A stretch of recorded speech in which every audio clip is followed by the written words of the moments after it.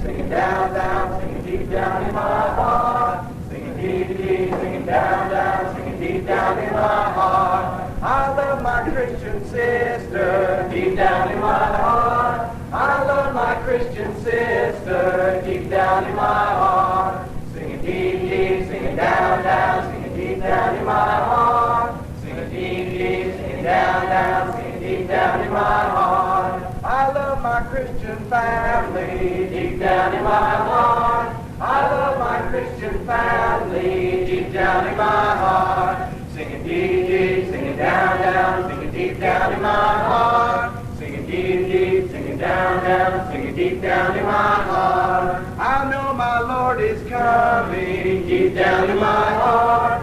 I know my Lord is coming deep down in my heart. Singing deep, deep, singing down, down, singing deep down in my heart. Singing deep, deep, singing down, down, singing deep down in my heart. Hero Israel, the Lord thy God is one God, and thou shalt love the Lord thy God with all of thy heart, and thou shalt love the Lord thy God with all of thy soul, and thou shalt love the Lord thy God with all of thy mind, and thou shalt love the Lord thy God with all of thy strength.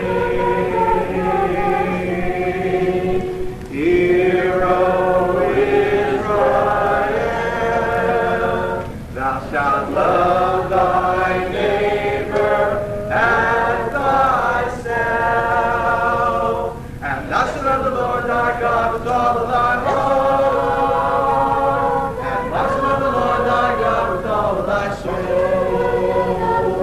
and thou shalt love the Lord thy God with all of thy mind, and thou shalt love the Lord thy God with all of thy strength. Hero Israel. Number 303.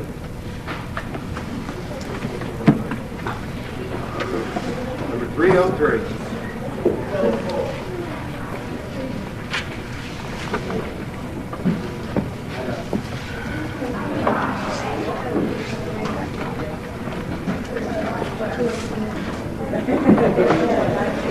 Okay.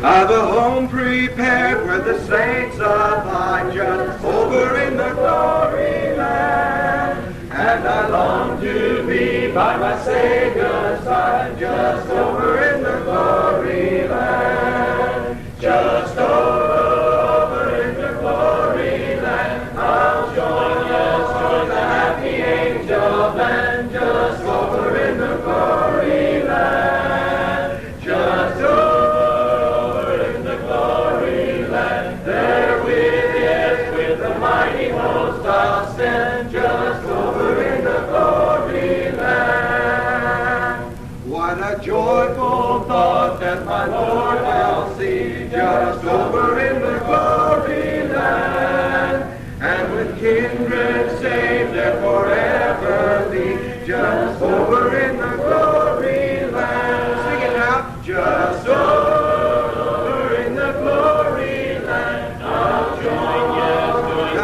happy angel band just over in the glory land. Just over in the glory land. There with the mighty host I'll stand just over in the glory land. With the blood-washed throne I will shout and sing just over in the glory land. Glad hosannas to Christ the Lord and King just over in the glory land. Just over in the glory land. I'll join, yes, join the happy angel band just over in the glory land.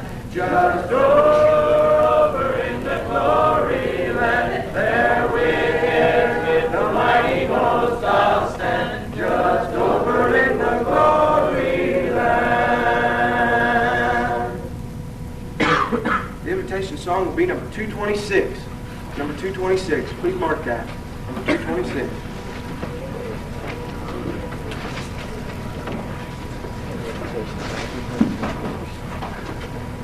Our chapel period this morning is going to be a little bit different than what it normally is.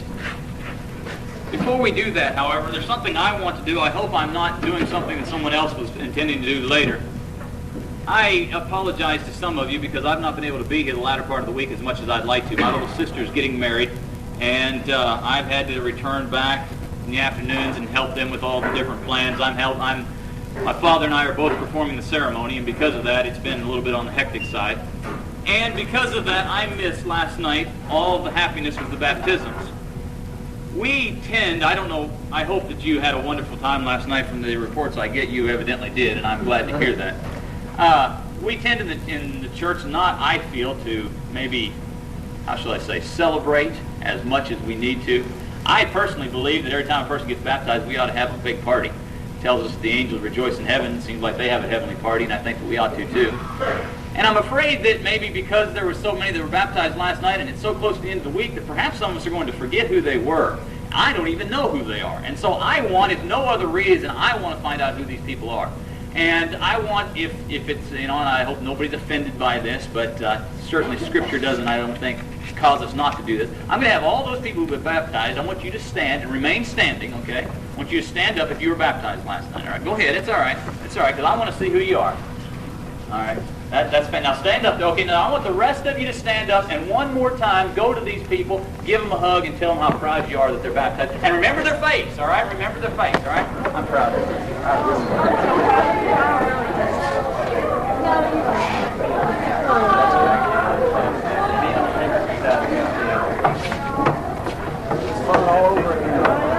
There we go again. Oh, don't hug her. Nobody's not crying.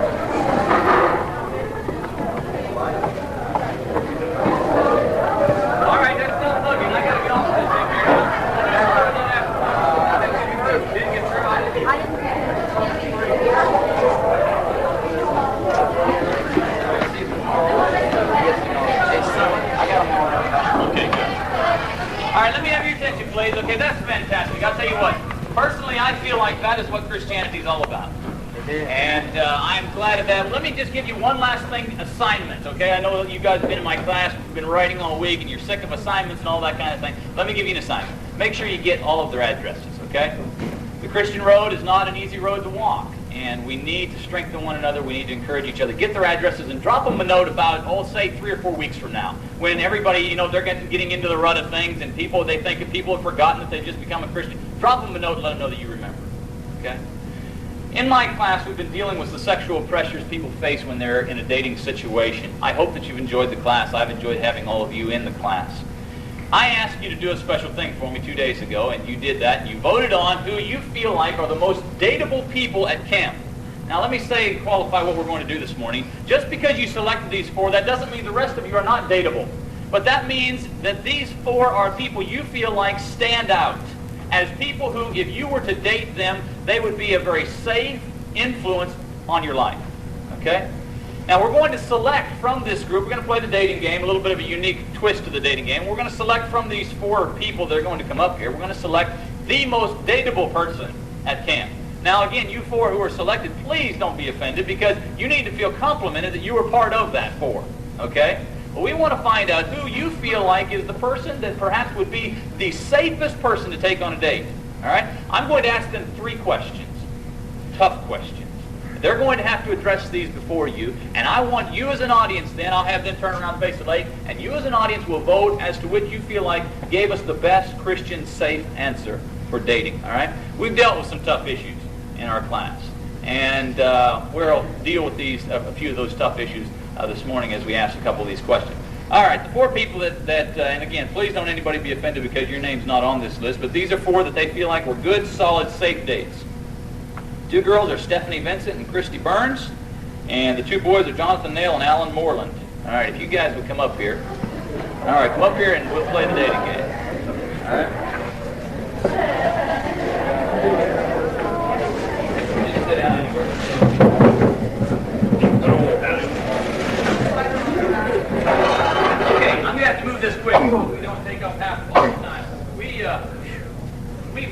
giving away different things as we played the dating game throughout the week. We gave away, I believe it was a black T-top Corvette one day, and with free wax thrown in, that's right. And one day we gave away a free trip to Chi-Chi's, I believe, at Evansville, if I'm not mistaken. Today we're giving away the grand prize. We're going to give away this T-shirt with the logo of the newsletter that my teenagers put out at my congregation. All right, that will be the grand prize for that individual who's the most dateable, if you will, the safest Christian date at camp, according to you folks. All right. Here's the three questions I'm going to ask each of the three people, and ask each of you to please speak your answers loudly.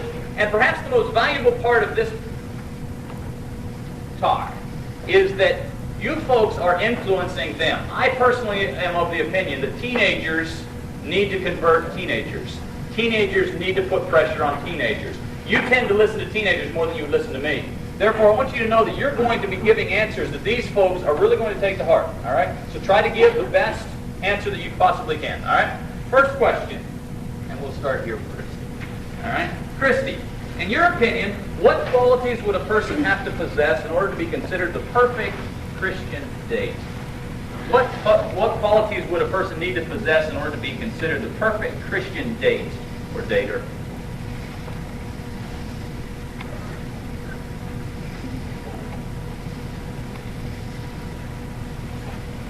Is that a tough one?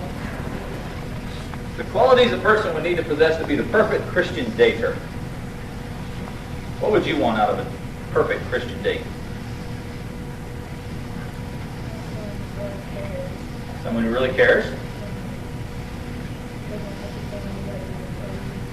Doesn't take advantage of you or use you? Okay. That's it? Okay. All right, Stephanie, the perfect Christian dater, what qualities would they need to possess? It's a real Christian day that kind of just start out with a plan, then make sure everything works out. And somebody that really cares about you, or, even if it's just friends. And that wouldn't be pushy. Okay. And just willing to take things slow. Okay. All right, very good answer. And most of you have been on a date. Any of you ever said a prayer on a date? Raise your hand if you said a prayer with your date. I tell you what, that's something, I look around, there's 3 or 4 of you, not very many of you. That's something that really helped me in my dating situation. Did you, Jonathan? Yeah. Okay, before dinner. That didn't count. That helps.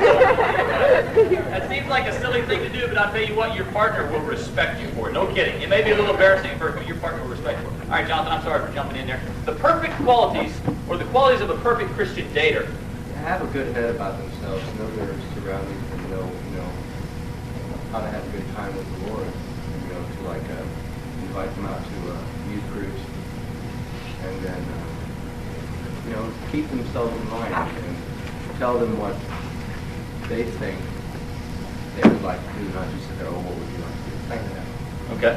All right, very good. All right, and last but not least, Alan, what do you think a person ought to possess as qualities in order to be the perfect Christian dater? I think they need to be really responsible. They have to know that more or less, if you're talking about the boy, that the boy would have to be responsible for the girl and know that she's in his hands for that time and he should have full respect, complete respect for that girl. Good. Very good answer. Very good. All 4 of you, very fine answer. Okay, I'm going to start with Stephanie this time.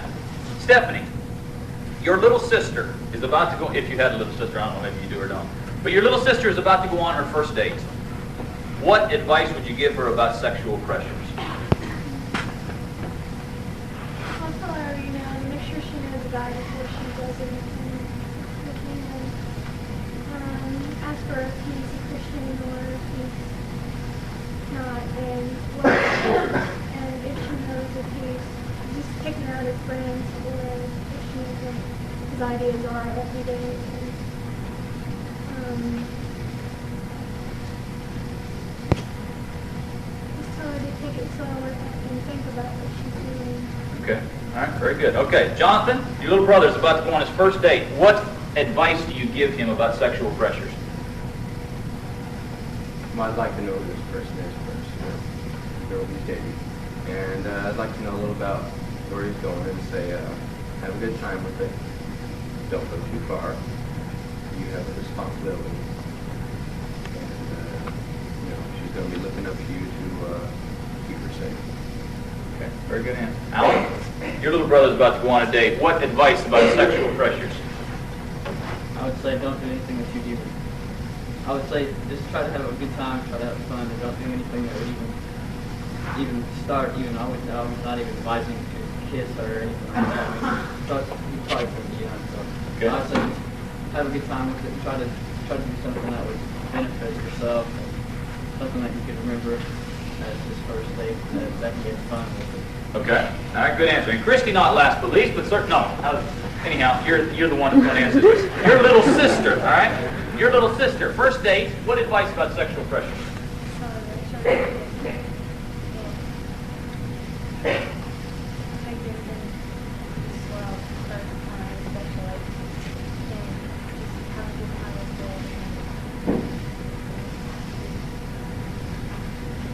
Okay, all right, 4 good answers. Last question. We're going to start with Jonathan. Jonathan, and let me just say to all 4 of you, this is a trick question, okay? I personally feel like the question is not worded correctly, all right? But I've worded it this way because I want your response to the question, okay? The question is as follows. If sex is so bad, why did God make us want it so much?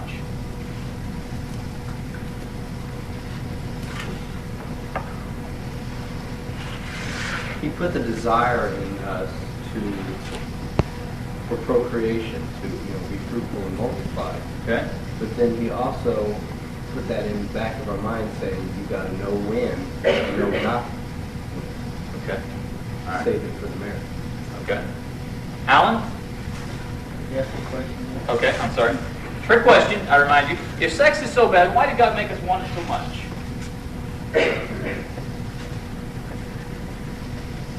I don't think it's actually bad. I think the major thing is that our society has termed it to be good, so then the church looks at it more or less bad. And then he made us want it because, like Jonathan said, we have to populate the earth and we want to go and multiply and be fruitful. And I think it's a lot of the blame has to be put on us because society has made it look like that's the thing to do, but then we look at it like that's bad. And we try to offset the evil. Okay. I think that's a very good answer. You got to the heart of what I felt like was the trick part of it. All right, come to Christy. If sex is so bad, why did God make us want it so much? Last question. I agree with Alan. It's not really bad, it's what people make it. And I think God put it there so it can be nice to live their life after that time. Very good answer. Stephanie, if sex is so bad, why did God make us want it so much? Trick question. Because you kind of agree with everybody. God, it should be at the right time, and it is good even, if it's at the right time, that society has made it look bad because it's the wrong time. I just think we should just make sure that it's at the right time. Okay. All right. 4 good answers. Let me just say before we vote on this that we've had a wonderful class, and some of the issues we've dealt with have been quite pointed, all right, such as that last question. I appreciated all 4 of their answers because we went to a great length, if you probably know, we went to a great length to point out sex is not bad. It's not a dirty word, as we so often think of it that way. It's not bad. Now, it is true that it needs to be reserved for the special setting, etc., but it is not bad. And unfortunately, the world has allowed us to think that it is. And I don't want you kids to go away from camp thinking that, all right? It is good. It needs to be reserved for the proper time, but it is good, and it is holy. And I say in one of my classes, as you know, that it is from God. As a matter of fact, God commands it not just once, but twice. Once of Adam and Eve and once of Noah and his wife. And so it is something good and it's holy, but it must remain holy. And it can only be that when it is shared between husbands and wives. Let me just say again, you guys, 4 top-notch, and if I were going to select, you would be among my selections as 4 top-notch people.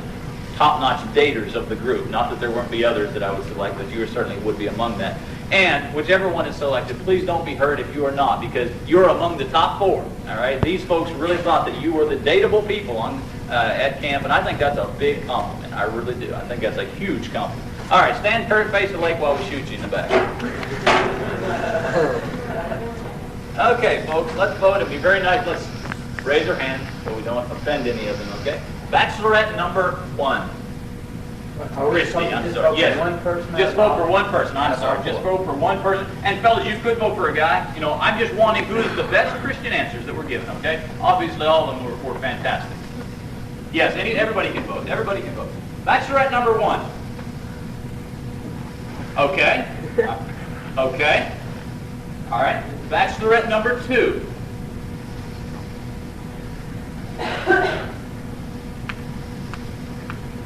Okay. Bachelor. I want to call you bachelorette. Bachelor number 3. Okay. And bachelor number 4. Okay. All right. All right. You can turn around and face your audience. Alan, you were selected as the best dater on campus. And so,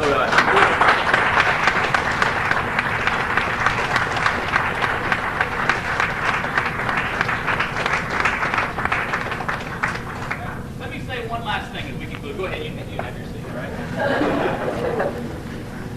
I'll not make this long. I've probably taken up too much time as it is. If I were of the age to be dating, and I was wanting to find a good Christian mate, this is where I'd want to be. And so I suggest to you folks, be careful with who you date, and I'm going to give you 2 keys about dating that I think are so very important. Number 1, this may sound, I don't know, silly or obvious, but you're going to marry someone that you date. Therefore, date a Christian. You don't marry people that you don't date. Somehow we got this in the back of our mind that we just go around dating and, it doesn't matter that we date all non-Christian, but eventually, way out there in the future, I'm going to marry a Christian. But I can date all non-Christians. It doesn't work that way. You marry the person you date. And so I suggest to you, date people that are Christians. That's so very important. And then number 2, perhaps the thing I hate the most about our American dating system, and this is, to me, it really burns me up inside. Please understand that dating is not marriage. Years ago, the trend in our nation and in other nations was that the parents would select the person that you would marry, whether it be from the cradle or whether it be later on in life. They would select who it was you married. And I think all of us would agree that's not the system we would want to grow up under. I think you would agree with that. Nevertheless, you see, we are doing very much the same thing they would have done in that we limit ourselves when we select one person very early in life, and that's the only person we date. One little story. Had a friend in high school, a good friend in high school. All 4 years of his high school, he dated the same girl. Everyone said they're going to be married. Matter of fact, probably, I don't recall, but I imagine at the end of the year, he was selected, or they were selected as the couple most likely to get married, all right? About 3/4 of the way through the senior year, they broke up. She married another fella. He's still unmarried. And I thought to myself, 4 years really, in a sense, wasted. Because all he did during those 4 years was got to know one girl. You see, the dating setup, I believe, in America should be that we date as many as we can before marriage. We really ought to. Because, you see, there's a reason for that. You get to know all the different characteristics and qualities of a woman, guys. And girls, you get to know all the different characteristics and qualities of wants and not wants of a guy. And so I think that it's important that we date many people before we get married. One little story. The lady that once went to the library, and they were selling off some old books. She picked one of the books off the shelf. She paid her money for it, took it home. It was her tradition that whenever she sat down to read a book, she would always try to finish the book. She began reading it. About halfway through the book, it just was as boring and dry and stale as she'd ever read in her life. And she had to close the book and set it aside because she just could not handle it. Several weeks went by, and she met a man, began dating him, fell deeply in love with him. One day, several days before they were to get married, she was going through some of her old possessions, and she came across the book. She looked down the spine of the book, and she noticed that the man's last name on the spine of the book was the same last name as her fiancé. And so she went running to her fiancé, and she said, "You'll never guess what, I've got a book in my library where the author has the same name as you have." And the guy said, "Yeah, I wrote that book." That night, she went home, she sat down and read the book again. But this time, as she read it, she fell in love with the message. And she couldn't put it down. As she began reading at the front cover, she couldn't put it down until she concluded the book. What made the difference between the two readings? You see, the second time she was interested because she fell in love with the author. Folks, dating is very much the way it is in the Christian or the spiritual life before we become a Christian. It's very much that way. We either date Satan or we date Jesus, in a sense. And that's not to lower them to a low level. But we are either dating Satan or we date Jesus. And some of us are going to decide, I like Satan better. And we're going to end up marrying him. Others of us are going to decide, I like Jesus better, and we're going to end up marrying him. Revelation speaks over and over again about the church being the bride of Christ, and so certainly this is a parallel that can be made. All I'm suggesting to you folks is fall in love with the right author. Don't fall in love with Satan. If you leave yourself open to temptations, if you date the wrong people, you're going to eventually, I think, perhaps fall in love with Satan and spend eternity with him. However, you fall in love with the author of the good book, and I believe that you'll spend eternity with him. It's been a wonderful week. I'm so thankful that I was able to be with you. We're going to stand and sing an invitation song. After last night's time together, there may still be others of you that are thinking to yourself, you know, I need to do what they've done. There may be others that have not rededicated their life to Christ as they need to. Please, folks, please, listen to me one last time. Please, fall in love with the author of the Bible. If you fall in love with him, you'll never stray, and I believe one day you'll spend eternity with him in heaven. Do you need to respond to the invitation song? Why not come forward as we stand and sing? Has our affection been nailed to the cross? Is our heart right with God? Does thou count all things for Jesus' blood lost? Is thy heart right with God? Is thy heart right with God? Washed in the crimson flood, cleansed and made holy, humble and lowly, right in the sight of God. Are all thy powers under Jesus' control? Is thy heart right with God? Does each moment abide in thy soul? Is thy heart right with God? Is thy heart right with God? Washed in the crimson flood, cleansed and made holy, humble and lowly, right in the sight of God. Be seated.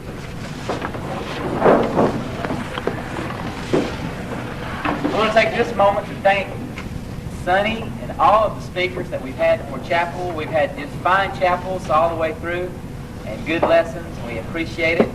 For Brother Roger and Brother Roger leading the singing, and we appreciate that as well for others that have had a part.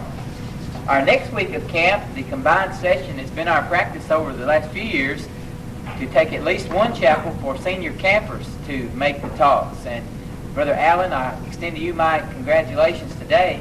And Allen has already volunteered to be one of our speakers for next week during the day that we have senior boys taking the chapel services. And we look forward to others taking their turn as well, and I'm sure that it'll be one of the highlights of next week to have our senior campers to take the chapel. Brother Jasper may have a word or two to say. Again, thank you for your kind attention. Let us have a closing prayer then. David Crawford, would you lead us in a closing prayer? Lord, thank you for the day you are working for the city.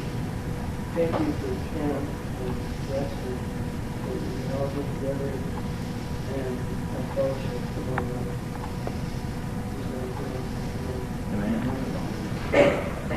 There's one question I want to ask. Next week's camp is going to be a large camp, and since it is the last, we have to be a little more careful about the food, because when we go to buy it, we don't have to be careful the first, second week, because we can use it the next week. What he's saying is we don't have stuff left over for next year, see? Yeah. I'm just kidding. So I would like to get an idea of how many, we're trying to get an idea of how many will be there. How many of you plan to return next week? 1, 2, 3, 4, 5, 6, 7, 8, Hands up high and quiet. 9, 30, 31, 32, 33, 34, 35. Over half. Well over half. How many have already got the registration, have already signed up? 1, 2, 3, 4, 5, 6, 7, 8, 9, 12, 13, 14, 15, 16. About half. So we'll have about 16 more. So we've got about 40. We'll have 80. We'll have about